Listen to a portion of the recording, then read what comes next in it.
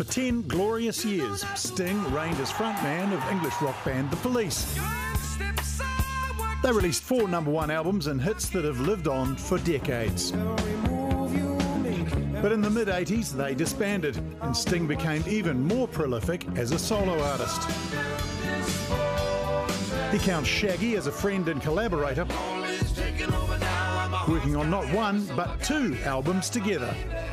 The 17-time Grammy winner and Rock and Roll Hall of Fame inductee has also proved he's got the chops for Hollywood. Turkey delivery. I hope you're hungry. Anita, are we expecting a turkey? Now, more than 50 years into his career, he's returning to New Zealand. Googling certain things about you, you often end up at a site that's for treating jellyfish, stings or wasps. Or a bee's arse. Or bee's arse. Yeah. I'm very grateful for that name when I have to sign it so often. It's very short and cryptic. Yes.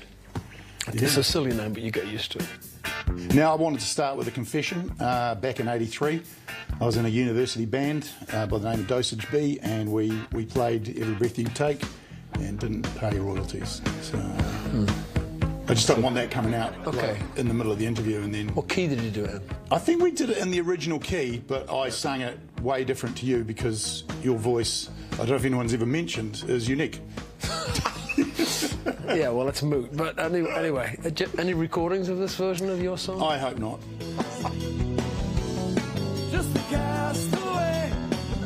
Now, I came to your show last night, and I've got a few notes. B flat. No, it was awesome. It really was. I really enjoyed it. It's incredible. The band are great. Anyone would sound good in front of this band, and even you would sound good in front of my band. So, you know, it's just a pleasure to be up there. The audience were great. Weren't they? They were up for it. Heading back to New Zealand, first time in 8 years. I'm so glad I'm coming back. I've always had a good relationship with the country. It's beautiful. Every time I see Lord of the Rings, I think, wow. Yeah. We had Ed Sheeran there, big Lord of the Rings fan, and he was, Well, he's a bit of a hobbit, isn't he? So. he's got hobbit-like tendencies, absolutely. Speaking of which, collaborations you've had. You're working with Shaggy, or you have worked with Shaggy on a couple of things. I wear my colours in my back pocket. And the latest was singing the crooner songs in reggae style. Come Fly With Me. You know, I had this idea. He and I were in Denmark, or no, Norway together. Right. We went out on a boat in the fjord, and I jumped in, and he said, look, I'm Jamaican, I don't jump into fjords. He was right. There were polar bears there and ice floes. On the way back, I heard him singing along with a CD of Frank Sinatra. I thought, God, he's making a pretty good job of that. But he has the same vocal range as Sinatra. He's a baritone tenor. So I thought, have you ever thought of singing those songs? He said, yeah, man, I love those songs. I said, let's do Sting produces Shaggy singing Frank Sinatra. And it's a completely insane idea, totally mad. But it works brilliantly. I love that record. Come fly with me, let's fly away. I've got to talk about Only Murders in the Building. I know that you know that I know what it's like to be famous.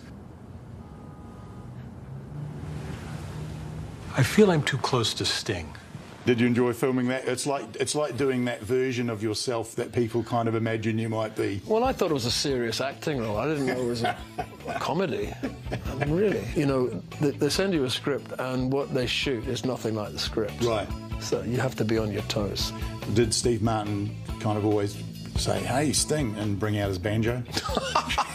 He's a very good banjo player. He is very good. He tours, right.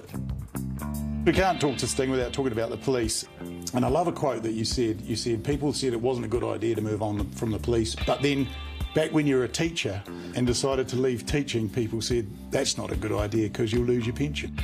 You know, the band were great, and I learned a lot in that band, and I had the momentum after the success of that band to try something different. I'm always looking for novelty. I'm always looking to be outside of my comfort zone so I can grow and evolve. It's very hard to grow in a band. A band doesn't let you grow. It wants to keep you right there. And it works for some people. It works great for AC/DC, the Stones, but I'm not one of those guys. You'll never retire, right? No. I don't think so.